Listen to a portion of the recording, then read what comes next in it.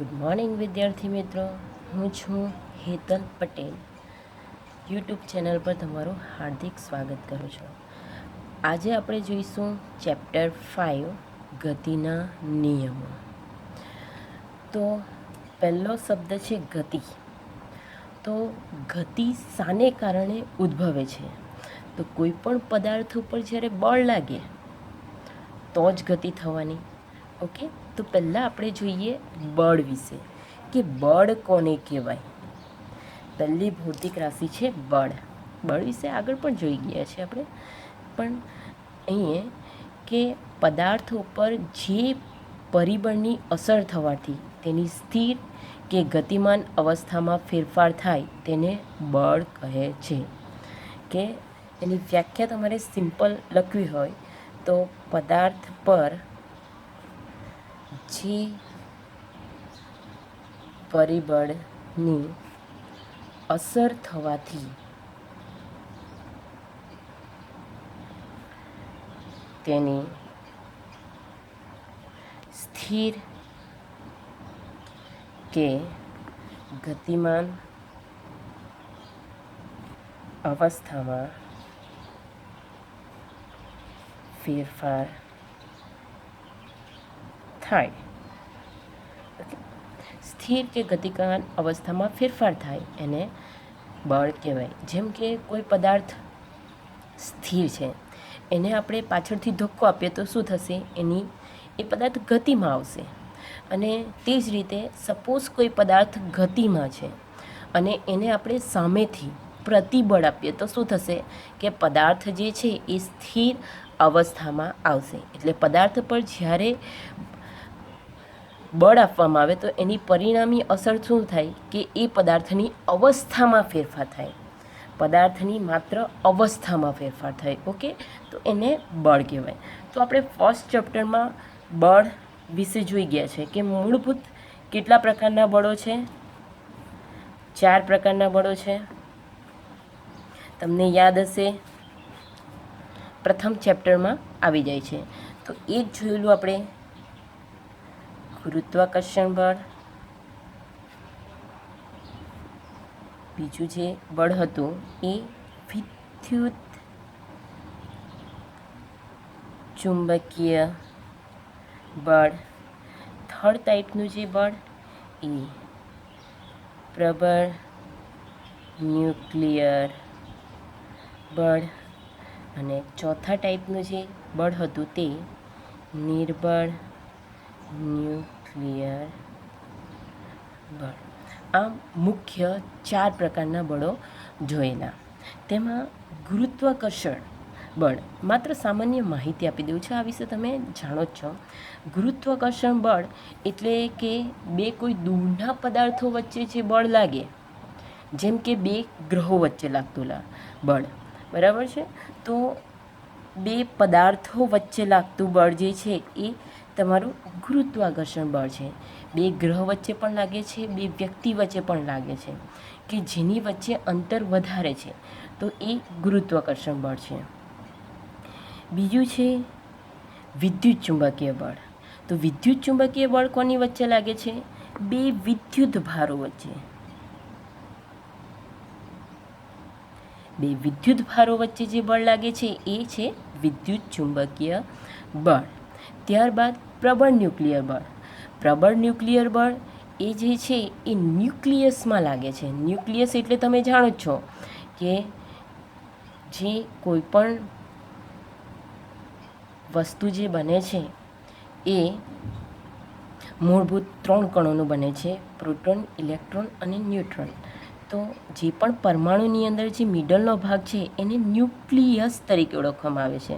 અને ન્યુક્લિયસમાં તમારું હોય છે ન્યુટ્રોન અને પ્રોટોન. અને બહાર જે પરિભ્રમણ કરે છે તે શું હોય છે? Exactly electron. તો ન્યુક્લિયસની અંદરમાં કે જે ન્યુટ્રોન પ્રોટોન, પ્રોટોન પ્રોટોન અને ન્યુટ્રોન ન્યુટ્રોન વચ્ચે લાગે છે, કે જેને મિડલ પાર્ટ્સની અંદર જકડી રાખે છે, એ બળ જે છે એ પ્રબળ ન્યુક્લિયર બળ છે. એ ક્યાં લાગે છે? ન્યુક્લિયસમાં. અને નિર્બળ ન્યુક્લિયર બળ જે છે એ બીટા કણોના ઉત્સર્જન વખતે જે બળ લાગે છે એને નિર્બળ ન્યુક્લિયર બળ કે બીટા કણનું જ્યારે ઉત્સર્જન થાય એ તમે આગળ ભણશો, જ્યારે તમે 12થમાં આવો ને ત્યારે ભણશો કે બીટા કણનું ઉત્સર્જન કેવી રીતે થાય છે. તો બીટા કણના ઉત્સર્જન ટાઈમે લાગે છે. ઓકે, આટલું ક્લિયર થયું.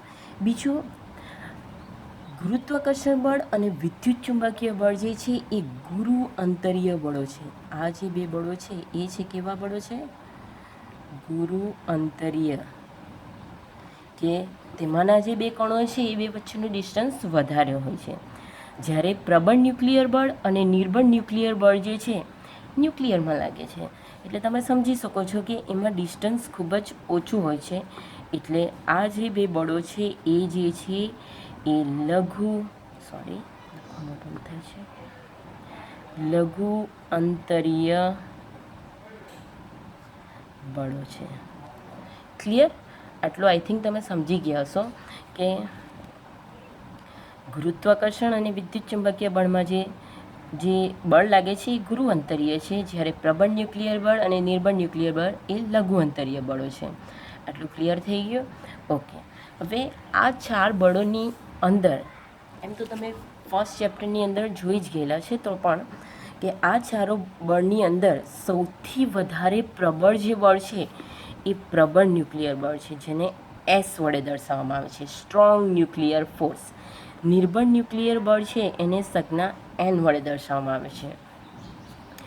વિદ્યુત ચુંબકીય બળ છે એ ઇલેક્ટ્રિક ફોર્સ છે, એટલે એને E સંજ્ઞા વડે દર્શાવવામાં આવે છે. અને ગુરુત્વાકર્ષણ બળ એ ગ્રેવિટેશનલ ફોર્સ તરીકે ઓળખાય છે, એટલે એને G સંજ્ઞા વડે દર્શાવવામાં આવે છે. એટલે આ 4 બળોની અંદર સૌથી જે વધુ પ્રબળ બળ જે છે એ તમારું છે પ્રબળ ન્યુક્લિયર બળ. એટલે પ્રબળ ન્યુક્લિયર બળ સૌથી વધારે સ્ટ્રોંગ છે. આવું તમને MCQમાં પણ પૂછી શકે છે, GNEETની એક્ઝામમાં પણ પૂછી શકે છે કમ્પેરિઝન કરીને. આના કરતાં સિમ્બોલ અલગ પણ યુઝ કરી શકે, તે રીતે તમારે જોવાનું છે કે કયો સિમ્બોલ યુઝ કરેલો છે. તો સ્ટ્રોંગ ન્યુક્લિયર ફોર્સ સૌથી વધારે પ્રબળ હોય છે. ત્યાર પછી આવે છે વિદ્યુત ચુંબકીય બળ, કે જે ગુરુત્વાકર્ષણ બળ અને નિર્બળ ન્યુક્લિયર બળની સાપેક્ષે વધારે એનું બળ લાગે છે. ત્યારબાદ નિર્બળ ન્યુક્લિયર બળ N, અને પછી આવે છે ગુરુત્વાકર્ષણ બળ. ગુરુત્વાકર્ષણ બળ જે છે એ ખૂબ જ ઓછું લાગે છે, જેને કારણે બે સમસામેના ઊભેલા વ્યક્તિ એકબીજા સાથે ઠોકાઈ જતા નથી. તે જ રીતે બે ગ્રહો જે છે એ ગુરુત્વાકર્ષણ બળથી જકડાયેલા રહે છે, પરંતુ એકબીજા સાથે અથડાતા નથી. તો આટલું I hope you have clear. હવે બળ વિશે તો આવી ગયું છે. હવે બળની અસરો શું થાય છે?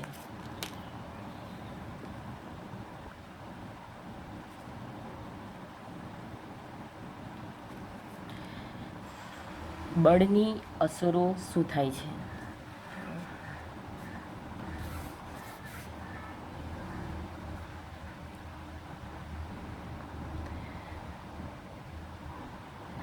એક પહેલું કે કોઈ પણ પદાર્થને ગતિ કરતો હોય એની પાછળ આપણે વધારે પડતું બળ લગાવીએ તો પદાર્થની ગતિમાં વધારો થાય.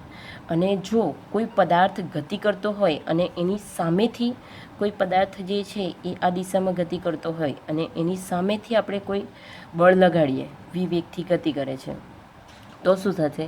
એની ગતિમાં ઘટાડો થશે, અથવા તો એ ગતિ અટકી પણ શકે. એટલે બળ પદાર્થને ગતિમાં લાવે અથવા અટકાવી શકે છે.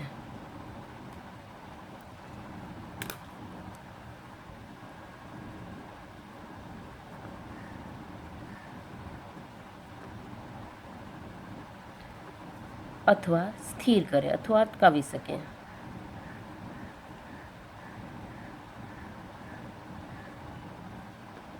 બીજા કયા ટાઈપના? આ જસ્ટ બેઝિક માહિતી છે, આ બધું પૂછાતું નથી, પણ તમારા ફંડા ક્લિયર થવા જોઈએ. બીજું છે કે પદાર્થ જે બળ જે છે એ પદાર્થની ઝડપમાં ફેરફાર લાવી શકે છે. બળ જે છે એ પદાર્થની ઝડપમાં ફેરફાર લાવે. બળનો સીધો સંબંધ જે છે એ ગતિ સાથે જ છે, બરાબર છે. સપોઝ કોઈ પદાર્થ, તમે બાઇક ચલાવો, સાયકલ ચલાવો, એ તમને ખ્યાલ હશે કે તમે સાયકલને જેમ વધારે જોરથી પેડલ આપો અથવા તો બાઇકમાં જેમ જોરથી એક્સલેટર આપો તો તેની ઝડપમાં વધારો થશે, અને જો તમે એક્સલેટર ઓછું આપો તો એની ઝડપમાં ઘટાડો થશે. એટલે પદાર્થની ઝડપમાં ફેરફાર લાવી શકે છે બળ. બીજું છે કે બળ વસ્તુની ગતિની દિશા બદલી શકે. મહત્વનો પોઈન્ટ છે કે બળ જે છે વસ્તુની ગતિની દિશા બદલી શકે. સપોઝ આ કોઈ પદાર્થ પડેલો છે અથવા ગતિમાં છે, તમે ટર્ન લેવો હોય તો કે ટાઈપનો બળ આપો તે જ. તો સપોઝ તમે આ રીતે સીધું બળ આપો તો શું થશે કે પદાર્થની ગતિ જે છે સીધી દિશામાં જશે. પણ તમે કોઈક એંગલ એને બળ આપો તો શું થાય કે એની દિશા જે છે એ બદલાશે. કોઈક એંગલ આપેલો છે એટલે બળ વસ્તુની ગતિની દિશા પણ બદલી શકે છે. હું તમને પાછળથી સમજાવું છું કે કઈ રીતે દિશા બદલાય છે અને કઈ રીતે મૂલ્ય બદલાય છે. બીજું છે કે બળ વસ્તુનો આકાર બદલી શકે. સપોઝ કોઈ નરમ વસ્તુ હોય, આ રીતે તમે મૂકેલું હોય, તમે એને ઉપરથી બળ આપો તો શું થશે? બળ આપો તો વસ્તુ જો પોચી હોય તો એ દબાઈ પણ શકે છે, ઓકે, અથવા તો એનો આકારમાં પણ પરિવર્તન થઈ શકે છે. એટલે બળ વસ્તુનો આકાર જે છે એ બદલી શકે છે. આ જે છે એ મૂળભૂત માહિતી જે છે એ ઉપયોગી છે ગતિના નિયમો પહેલાં. હવે આપણે જોઈએ કે બળના મુખ્ય પ્રકારો કયા કયા છે. આ કન્સેપ્ટ જે છે એ મોસ્ટ ઇમ્પોર્ટન્ટ છે. આ કઈ જગ્યાએ થિયરી સ્વરૂપે પૂછાતો નથી, પરંતુ તમારા દાખલા સોલ્વ કરવામાં એ ખૂબ જ મહત્ત્વના છે. તો હવે જે પોઈન્ટ્સ આવે છે એ બળના મુખ્ય પ્રકાર. તો બળના મૂળભૂત જે છે એ મુખ્ય બે પ્રકારો છે. બળના મુખ્ય બે પ્રકાર છે. બે પ્રકારનું બળ લાગે છે. એક તો જે છે એ સ્પર્શીય બળ, અને બીજું જે બળ લાગે છે એ છે લંબ બળ. બળના મુખ્ય બે પ્રકાર છે, સ્પર્શીય બળ અને લંબ બળ. તો હવે લંબ બળ કયા પ્રકારનું છે અને સ્પર્શીય બળ કયા પ્રકારનું છે એ તમારે જાણવું જરૂરી છે. તો પદાર્થમાં જ્યારે પણ બળ લાગે અને એના મૂલ્યમાં ફેરફાર થાય, પદાર્થમાં બળ લાગે અને એના મૂલ્યમાં ફેરફાર થાય તો એ કયા પ્રકારનું બળ હશે? સ્પર્શીય બળ.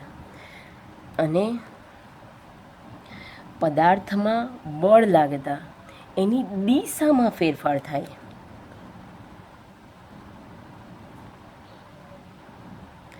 દિશામાં ફેરફાર થાય તો એ પ્રકારનું જે બળ છે એને લંબી બળ તરીકે ઓળખવામાં આવે છે. લંબ બળ તરીકે ઓળખવામાં આવે છે. હવે તમને એક એક્ઝામ્પલ આપીને સમજાવો, ખૂબ જ ઇમ્પોર્ટન્ટ છે. સપોઝ આ કોઈ પદાર્થ જે છે એ સ્થિર પડેલો છે, બરાબર છે. પ્રારંભિક વેગ એનો 0 છે. સપોઝ એને કોઈક રીતે બળ આપવામાં આવે છે કે જેને કારણે એના વેગમાં ફેરફાર થાય. તો સપોઝ આ એનો જે સમસ્થિતિજ ઘટક છે પદાર્થનો, તો આ સમસ્થિતિજ ઘટકની સાપેક્ષે એને થીટા કોણે આ પદાર્થને જે બળ આપવામાં આવે છે એફ જેટલું એને બળ આપવામાં આવે છે, ઓકે. તો અહીંયા જે આપણે બળ આપીએ છીએ થીટા જેટલા એંગલે આપીએ છીએ. તો આના ઉપર જે અને તેને કારણે પદાર્થ જે છે એ ગતિ કરે છે. આ દિશામાં ગતિ હોઈ શકે કારણ કે આપણે આ રીતે પદાર્થ આપેલો છે. વેગ જે છે સદિશ રાશિ છે અને એફ પણ સદિશ રાશિ છે. હવે આ થીટા ખૂણાને અનુરૂપ એના તમને બે ઘટકો મળશે. બરાબર છે. અહીંયાથી આ ટાઈપનું ડ્રો કરી દઈએ કે આ તરફ પણ બળ લાગશે અને આ તરફ પણ બળ લાગશે. તો આ બાજુનો ઘટક કયો થશે? તમારો એફ કોસ થીટા. ખ્યાલ આવે છે કેવી રીતના કરવાનું છે તે? તમારે શું કરવાનું? 90 એંગલ દોરી દે અને પછી તમારા જે ત્રિકોણમિતિના જે નિયમો છે એનો ઉપયોગ કરીએ. તો આ સામેની બાજુ છે, આ વિકર્ણ જેનું મૂલ્ય એફ છે, અને આ બાજુ શોધવી હોય તો તમારો કોસ થીટા થશે. એફ કોસ થીટા પાસેની બાજુ વિભાગીય કર્ણ. ઓકે. અને તે જ રીતે એનો લંબ ઘટક. તો આ તમારા ઘટકો જે છે પેરેલલ થાય, એટલે લંબ ઘટક પર જે બળ લાગશે એ કેટલું થશે? F sine theta. સામેની બાજુ થીટાની એટલે એફ સાઇન થીટા. આને પણ લખી શકો એફ સાઇન થીટા. ઓકે. હવે તમને બળના બે ઘટકો મળી ગયા જ્યારે થીટા એંગલે લાગતું હોય ને ત્યારે જ. તો અહીં તમે જોઈ શકો કે એફ કોસ થીટા જે છે એ વેગની દિશામાંનો ઘટક છે. એફ કોસ થીટા વેગની જે દિશામાં છે, વેગ પદાર્થનો એ જ દિશામાં એ લાગે છે. બરાબર છે. એટલે એને કેવો, એ શામાં ફેરફાર કરશે? વેગના મૂલ્યમાં. યાદ રહેશે, વેગની દિશામાં જે ઘટક હશે એ વેગના મૂલ્યમાં ફેરફાર કરે. એટલે એ એફ કોસ થીટા છે એ વેગના મૂલ્યમાં ફેરફાર કરે છે. અને F sine theta, F sine theta શું છે? વેગની દિશાને લંબ ઘટક છે. અને વેગની દિશાને જે લંબ ઘટક હોય એ એની દિશામાં ફેરફાર કરે છે. શામાં ફેરફાર કરશે? વેગની દિશામાં. આ મૂલ્યમાં ફેરફાર થાય અને આ થશે વેગની દિશામાં ફેરફાર. એટલે વેગની મૂલ્યમાં ફેરફાર કરે એ ઘટક કયો કહેવાશે? સ્પર્શીય બળ. એટલે બળનો એફ કોસ થીટા જે ઘટક છે એ સ્પર્શીય બળ તરીકે ઓળખાય છે. અને જે એનો લંબ ઘટક છે એ લંબ બળ તરીકે, જે દિશામાં ફેરફાર કરે છે એ લંબ બળ તરીકે ઓળખાય છે. હવે આના ઉપરથી આપણે લઈએ પ્રવેગ. પ્રવેગ માટે આઈ થિંક તમે સૂત્ર જાણતા હશો, એફ ઇઝ ઇક્વલ ટુ એમ ઈ. તો પહેલું જોઈએ સ્પર્શીય પ્રવેગ. દેખાતું છે તમને લોકોને? સ્પર્શીય પ્રવેગ એને દર્શાવવામાં આવે છે એ ટી. તો એના માટેનું સૂત્ર થશે F cos theta divide by M. M નીચે આવશે એટલે a is equal to F upon M થઈ જાય. ઓકે. આ સૂત્ર દ્વારા આપણે મેળવીએ છીએ. એટલે આ સ્પર્શીય બળનો સ્પર્શીય પ્રવેગ થશે. એ જ રીતે કેન્દ્રગામી પ્રવેગ. આ શબ્દ તમે જે છે એ ઘણીવાર સાંભળ્યો હશે અને ઘણીવાર યુઝમાં આવશે, ઉપયોગમાં આવશે. કેન્દ્રીય પ્રવેગ એ જે છે એ દિશામાં ફેરફાર લાવે છે, જે લંબ બળ દ્વારા ઉત્પન્ન થાય છે. અને એને એ એન વડે દર્શાવવામાં આવે છે. એટલે f sine theta divide by m. અને તમારું આઈ થિંક થર્ડ ચેપ્ટરની અંદર આવી જાય છે કે કેન્દ્રગામી પ્રવેગ is equal to v square upon r સૂત્ર દ્વારા પણ દર્શાવવામાં આવે છે. ઓકે. આ દાખલા ગણવામાં આ બધા સૂત્રો જે છે એ ખૂબ જ કામના આવે છે. એટલે એફ ઘટક જે છે એના દ્વારા તમને બે ગણ લાગે છે, એફ સાઇન થીટા અને એફ કોસ થીટા. હવે જો પરિણામી પ્રવેગ શોધવાનો હોય તો શું કરવાનું? આ તો સ્પર્શીય પ્રવેગ મળે છે અને કેન્દ્રગામી પ્રવેગ મળે છે.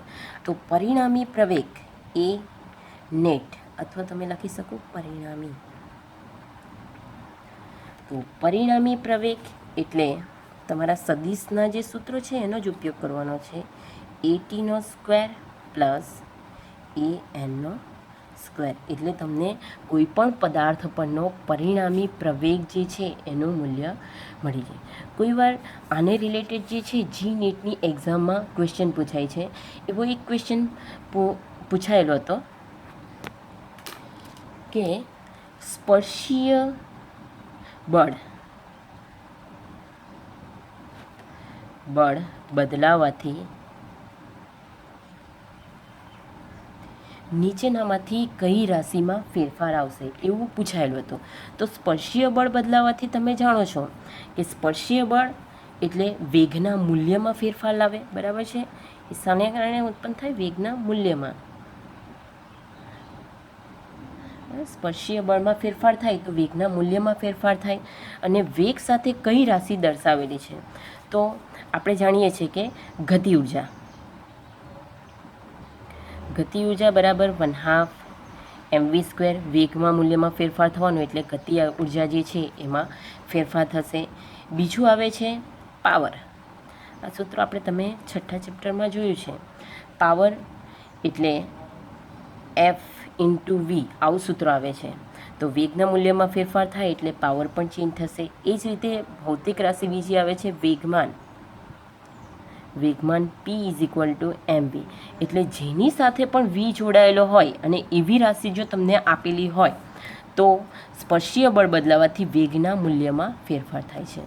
બીજું એક વસ્તુ ચોક્કસ કરી લેજો દીકરાઓ કે F cos θ જે સ્પર્શીય બળ છે એ માત્ર વેગના મૂલ્યમાં જ ફેરફાર લાવે છે, એનાથી દિશા ચેન્જ થતી નથી. અને તે જ રીતે F sin θ જે ઘટક છે બળનો લંબ ઘટક, એનાથી માત્ર દિશામાં જ ફેરફાર થાય છે, મૂલ્યમાં ચેન્જ થતો નથી. આવું કોઈક વાર તમને છે ને MCQમાં પૂછી શકે છે, એટલે એ વસ્તુ ધ્યાન રાખજો. અત્યાર પૂરતું આપણે આટલું રાખીએ. આગળ જે ગતિના નિયમો છે આપણે નેક્સ્ટમાં જોઈશું. આ બધું જે તમને શીખવાડ્યું છે વ્યવસ્થિત જોઈને તમે નોટ ડાઉન કરી લેજો. ઓકે, તો અત્યારે આપણે આટલું રાખીએ છીએ. બાય.